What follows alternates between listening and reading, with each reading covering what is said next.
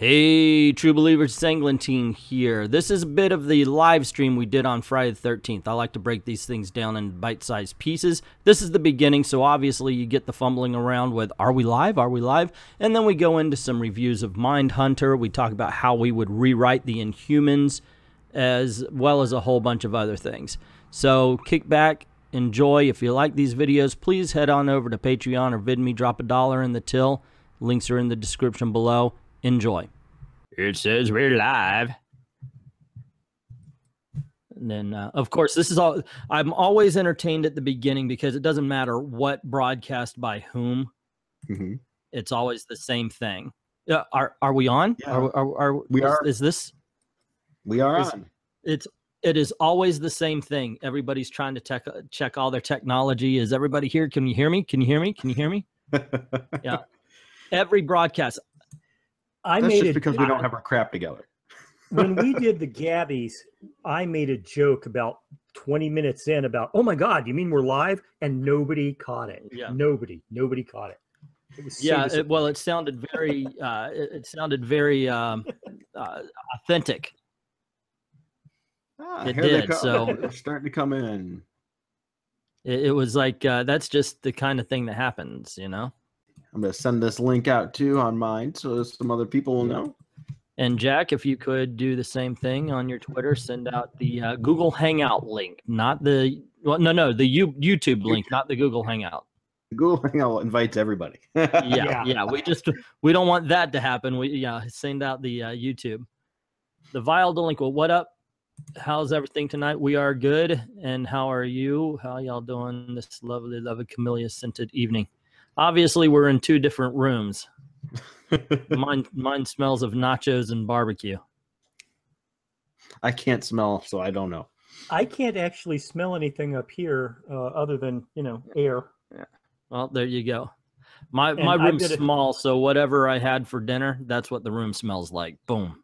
Done. Well, if you didn't insist on eating in your cave. Hey, this is where the good TV shows are. That's why I'm like, hey, Dougie Fresh, what's up, man? All right, we're gonna. Yeah, we've got a couple of. Hold on. Okay. Speaking of, before we get started with this, I binged the first 4 episodes of that show that you saw me watching. Watch it. We're started, so this is part of it. Okay, no, don't tell me you watched this show you started. You're on air, dude. All right, I just watched the first 4 tonight during dinner. I binged the first 4 episodes of this new Netflix show, Mindhunter. It is amazingly fantastic. If you haven't seen any of that. Okay, what is it about? It's about the development of the FBI's behavioral science unit catching, but what they do is they figure out that doing the old style motive and opportunity equals who the criminal is isn't working anymore when they have to deal with serial killers whose motives have nothing to do with reality. So they have to come up with a new methodology. And it's set in 1977, and they're just learning how to do it for the first time. And it's fantastic. Okay, so it's basically the FBI learns how to go after serial killers by actually talking to them and finding out what they think. Right. Hello, Mr. Rob OKRAY. Thoughts on the New Mutants trailer? I love the horror elements of this trailer. It really looks like they're going to try to do the Demon Bear saga, which we're going to be doing a review here on this channel soon. Cheap plug. It's Halloween. What? Oh, are you? I whore myself out on your channel. I'm not going to whore myself out on this channel. Are you kidding me? Hell yeah. I have great hopes. I have great hopes for it, but I'm also, oh my God, I am so nervous. Well, yeah, we've seen a lot of good previews for bad movies, but why not? You know what? It seems like after Deadpool, they learned, well, shit, we can actually make movies with these characters. We don't have to do them. It doesn't have to go by just some sort of formula. They can do anything now. And then they made basically a 1970s exploitation Western with Logan. And now they're doing a horror film. They already did a psychological horror film with Legion. If you haven't seen that show, I highly recommend it. I haven't gotten to it yet, but it's on my list. Oh, dude, it is incredibly entertaining. That show. Legion is pretty good. Yeah, I fully plan on seeing it. I just haven't gotten to it yet. I'm still not sure about The Gifted, but then I've only seen the first 2 episodes. You guys, I just realized something. My ears are not bleeding. Is Nightwolf coming? I invited him. He's All always, he's always welcome. I said this before, and I'll say it again. I actually think the trio, you, him, and I make great radio, whatever you want, podcast, I guess. And I love that combination. Bring on get another guest like Chef Jack here and such. It's so he's always invited. I'm guesting on my own channel. Ha ha ha ha. Kind of fits. Well, when you're not on all I think that trailer has to be fake news. No way the full film has a horror vibe. Maisie Williams, good casting for Wolfsbane, and Colossus's sister, Ileana, looks good. I think Maisie Williams, she looks pretty damn well. I mean, obviously she's a werewolf. The eyebrows finally fit the character, so that's kind of cool. But they've actually announced the fact that it's going to be a horror film, so rock on. That's what I got to say about it. But support the Mutant Registration Act. Eric Breen, I agree. The Gifted is better than I was expecting, but like I said, we've only seen the first 2 episodes, and I've seen a lot of shows start off okay and then fall apart as it went on. What do you guys think about the whole fact that everybody's down on Game of Thrones since they ran out of book material? Do y'all watch that show? I have never seen it. I have no plans to. You didn't no plans to? Okay. Yeah, I'm watching and see their point, but it's still good, but I think there's a whole bunch of just. I think the problem is people are just being picky. No, it might be. This is a hard crowd to please. The geek crowd we love our opinions. Yes, we do. And that is definitely something about it. And everybody who doesn't have that opinion is wrong. Except Jason X. I was like, you knew I was going to jump in on that. Don't get me wrong, I like Jason X, but that was not the best Friday the 13th movie. Wait a second. Henry Espinoza gives the in-depth review of Fuck Game of Thrones.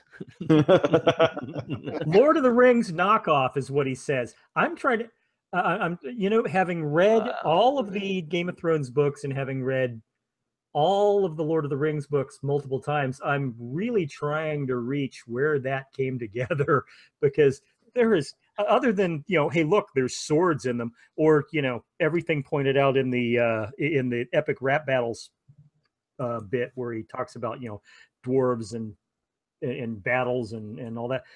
Otherwise, there's nothing between these two stories. Yeah, they're very different. Okay, so here we go. Today, I put on Twitter that I'm a minority and I want to claim victim status because my favorite, or at least one of my favorite, I should say, of the Friday the 13th is Jason X.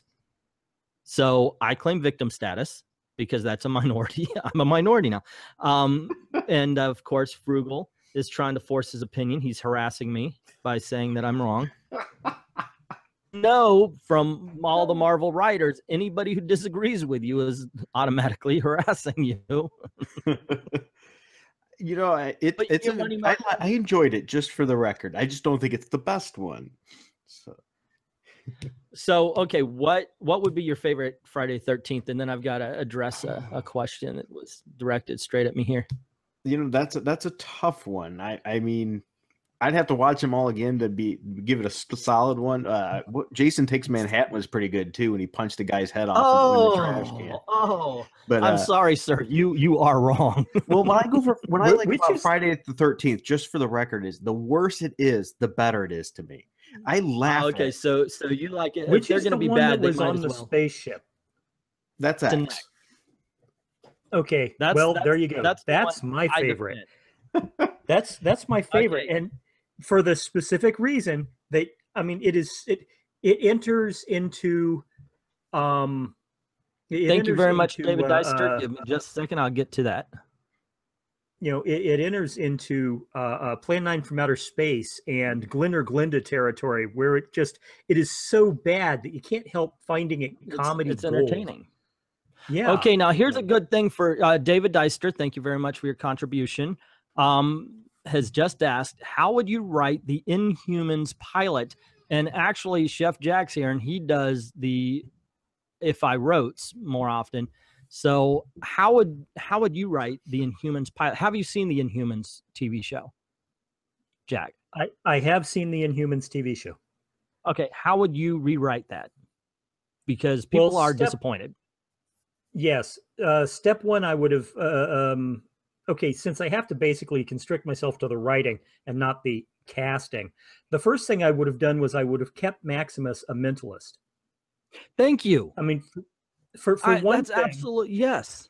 I mean, he's the guy. The guy's supposed to be able to control minds. And here's the thing: as it is, they wrote the Inhumans. The royal family's the bad guys. Yeah, because it's all about, it's a caste system now, and if you don't have powers, you're automatically in these mines and you're slaves. I would take away that element of it. Or I would have best stories. Maximus, who has his mental powers, make the serfs, make the people what the royal family believes. Yeah. But I would have the royal family actually, be kind, to not so hoity-toity, the way they are in the comics. One of the absolute best stories involving the Inhumans came from 1981, 1982. I can't remember exactly. It was a Fantastic Four issue where Quicksilver, of all people, who had, of course, married Crystal of the Inhumans, they had a kid, and the kid turned out to be absolutely human.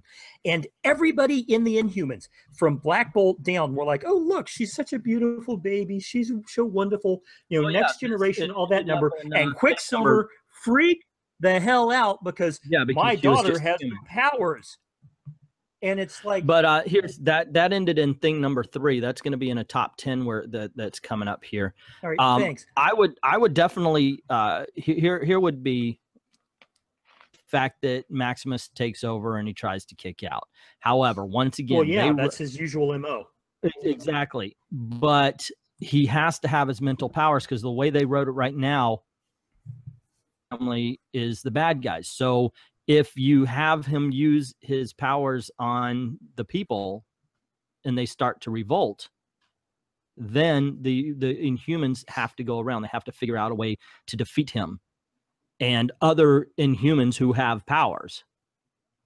So here is, now you've got a case of the Royals without actually hurting anybody. So it doesn't become about might or anything like that more than it does strategy and, intellect.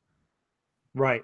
And I think you'd get more story out of it. You could still bring him to Earth for a while and have the fish out of water thing, but turn them into good guys because right now the royal family is the bad. I root for Maximus. He's got a point. Yeah, well, that's a problem. When you're bad guy, when you're clear designated bad guy, is more sympathetic than your good guy, you're doing something wrong. Yeah. And they needed to fix it. The other things, I have to tell you, I didn't mind the plot over much, but I wanted Maximus to be superpowered. I really wanted them to accept the fact that Lockjaw is an Inhuman and not a space puppy. Unfortunately, the problem with that is that when they did that story, the thing number 3, they realized then that for the longest time, this family of heroes was treating one of their own as a dog. Instead of changing it up where, okay, well, they stopped treating him like a dog. They just said, yeah, we're going to forget that awesome story we just wrote and change him back into a dog. So that's why they did that. Yeah. As far as the Inhumans in the book, I agree. It seems like they don't know what to do with them. But I still say Black Bolt is good, but I also can, even though we're recommending the books, I still can't recommend buying Marvel because of how everybody is treating fans right now. So on one hand, you're grown adults, so we do our Marvel versus DC. and we're going to be truthful about the books, but my gosh, you know, the way that they're treating their customers, they literally do not deserve your business. The reason why Marvel has no idea what to do with the Inhumans, or for that matter, the Eternals, is because the Inhumans were the first prototype, the alpha release, if you will, of the new gods, the DC New Gods. The Inhumans were the very first, the alpha release, and the Eternals at Marvel were the beta release. And of course, Kirby wasn't allowed to run toward the goal line with that football until he got to DC. Marvel has never known what to do with these characters. Mr. Dicer, here's thank something. you very much. Here's something. MK Geiger writes, it's hard for them to write these royals now. And if you remember, Stan Lee was awesome at that kind of dialogue, at that kind of story, you know, elevating, like he wanted everybody to be grand. Yeah. Well, that's the opposite of what they are right now. Marvel doesn't want anybody to be grand except for their brand new characters. Everyone else is downplayed as half of what they used to be. Well, okay, so here's a little something, and you know, so long as we're polite, you can bring in real world. But could it be because back then, rich were somebody to aspire to, and now they seem to be more of to be drawn as villainous? Well, Marvel's had a long history of that. If you look at rich people, the powerful people in charge of businesses like Roxxon and everything, were always evil. There's always people with money. It's not just Marvel. It's not. It's not right just about Marvel. that. You're right. That is true. Because if you look at society, way back in the 30s, when you were dealing with Batman, back in the original release of Batman, when you're looking at the Shadow, these guys were multimillionaire philanthropists. We didn't know. And I'm not saying, before I say this, I do not want you to think that I'm saying that all of the big money corporate types are evil. They're not. They're not. But since the 30s, we have seen corporations do such horrible things to poor people. And like I said, I'm not saying all of them. But our awareness, right? Yeah, there have. Yeah. And our awareness. Elephant in the Room says Roxxon, excuse me, not Roxanne. Roxxon used to be a cool villain organization. I remember the Iron Man where he got drunk and they tried to take over and such like that. Right. That was a really good storyline. Yeah, Tony Stark isn't very evil, but you know, sometimes he's a huge asshole, so he's on the border.